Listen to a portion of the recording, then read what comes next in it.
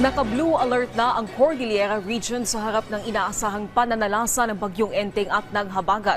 Partikular na tututukan ng mga otoridad ay ang mga barangay na posibleng magkaroon ng pagguho ng lupa at pagbaha. Si Christine Bornolia sa baway ng PTV Cordillera sa sentro ng balita. Mula kaninang umaga, nakararanas na ng makulimlim na panahon at panakanakang pag-ulan ng Baguio City at karatig na lalawigan ng Cordillera Region. Epekto ito ng Bagyong Enteng at Habagat na nakaapekto sa malaking bahagi ng bansa.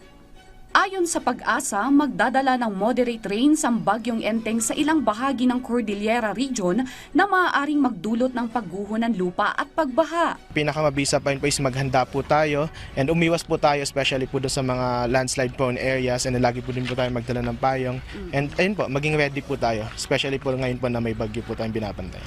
Naka-blue alert ngayon ang Cordillera RDRRMC sa harap ng banta ng Tropical Storm Enteng.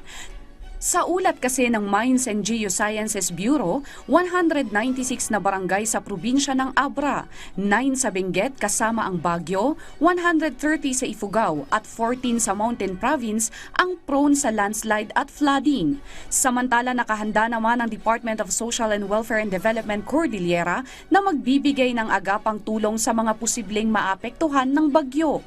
Sa datos ng ahensya, mahigit 56,000 na family food packs at mahigit 24,000 naman sa non-food items ang nakapreposisyon sa iba't ibang lugar.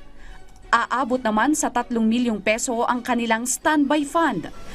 Nagpaalala ang DSWD sa mga local government unit na bantayan ang komunidad na nasasakupan para mapabilis ang disaster response and management. Please lang po, magtulungan po tayo para ho maibaba natin ang mga sakuna at matulungan po natin lahat ng nangangailangan ng tulong natin. Salamat po! Christine Bornolia sa baway para sa Pambansang TV sa Bagong Pilipinas.